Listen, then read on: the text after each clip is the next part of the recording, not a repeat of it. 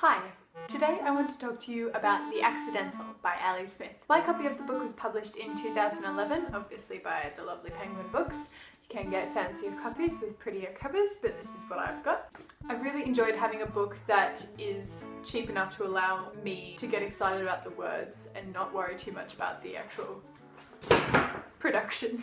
So what's this book about? It takes place in the UK over the summer holidays. Basically, a family of four, the stepdad, the mother and two children, are holidaying in Norfolk. A stranger by the name of Amber comes into the house. The family is just so disconnected that they all think she's there because of someone else, and they just go with it. So she just rocks up, no one knows who she is or what she's about, and she just kind of, changes their lives. So going in, I kind of understood that Ali Smith was not really like other writers.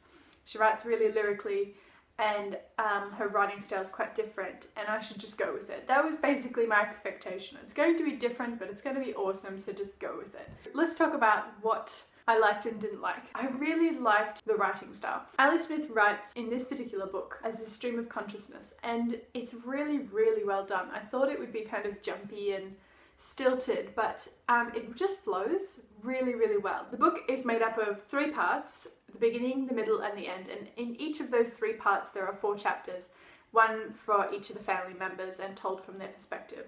And what I really liked was that you really got a sense of who was talking. The voices for each of the characters was just so distinct that you could tell exactly which chapter you were reading pretty much by the, a few lines in. You were just like, oh right, okay, so it's this person. Awesome, let's keep going. The multiple perspective thing I've read quite a bit of recently, and I really liked it in this book. Like, it actually worked. The characters for the most part were quite interesting and fun to read about. I also really liked the plotline of the children. So there's the older child, Magnus, he's about 17, and the younger child, Astrid, who's about 13. There's a lot going on at school for the both of them for different reasons. It's just dealt with really well. I really liked how the voices for each of the characters were, for the most part, age appropriate. For me, the fun part was seeing, particularly for the younger child, the language of the other characters pop into hers.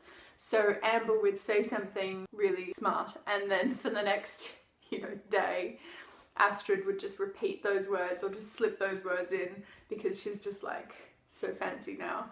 Particularly Astrid's behaviours parts make more sense when you realise that she's just trying to be an adult, just trying to mimic what adults do, and it's so typical of children that age that I just thought it was like spot on. I really like the initial impressions of Amber that each of the family members had. I thought it was really interesting that the character Amber kind of refused to be the typical woman. For example, Astrid comments on concepts of beauty and the standards of beauty, and that Amber doesn't meet any of them, but yet she's still like beautiful in her own mysterious kind of way, and it's kind of this conflict for Astrid.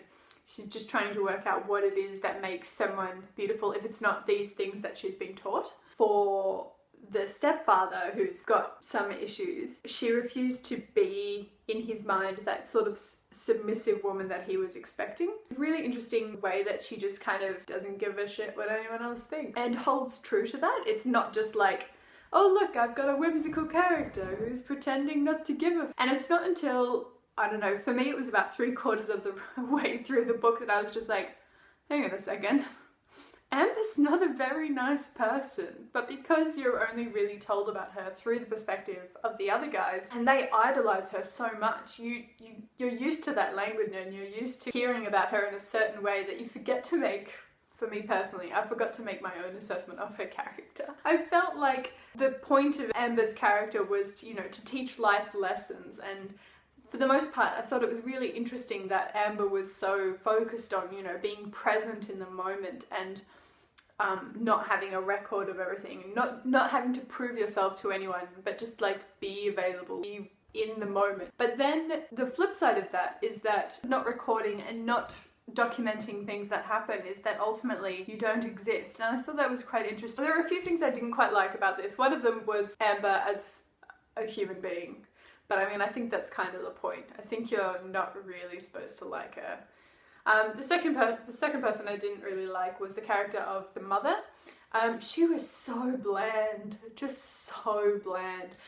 Again, I'm pretty sure that was the point, but I just found it so irritating. I just wanted to like slap her, just like, get your shit together. She was just very complacent. She was just very sort of accepting of the things that were going wrong around her, and she was just like, oh well, I guess I'll just keep going then, whatever. You know, that's not my choice, that's the author's choice, and it was a very entertaining book, a really kind of well-rounded book that I quite liked. It really is a quick read. Once you get into it, you just like speed through it. It's really great. It took me too long to get through this book simply because of university. The writing style, like I said, is quite unique. So if you're not really into experimental storytelling, writing, whatever you want to call it, maybe give this one a miss. But I know that you read the first Bad Man and that was kind of wacky. So I reckon you'll like this one too. I'm aggressively loving this book. The Accidental, Ali Smith. You should check this out because it's really freaking good and I think you would love it. I hope you have a lovely day, whatever it is you're doing. Don't let the snow get you down, and I will see you again real soon. Bye.